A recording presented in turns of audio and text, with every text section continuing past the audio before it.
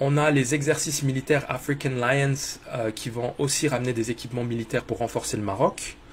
On a les transferts en devises des MRE qui n'ont jamais été aussi élevés dans l'histoire du pays.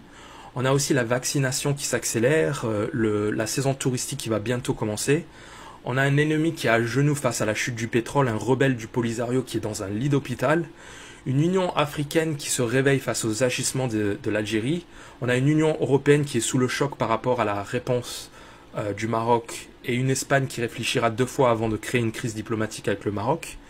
Pour connaître la puissance du Maroc sur la scène internationale, il suffit de comparer la réaction de l'Union européenne face à la Biélorussie récemment, avec le détournement de cet avion, face à la réaction molle de celle-ci face au Maroc.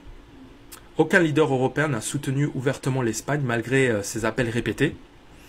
On a aussi des projets structurants qui seront achevés dans les années à venir. La politique des barrages qui va assécher le voisin algérien et permettre aux agriculteurs marocains d'augmenter considérablement leur rendement avec l'aide des entreprises américaines qui sont les leaders mondiaux dans la gestion de l'eau.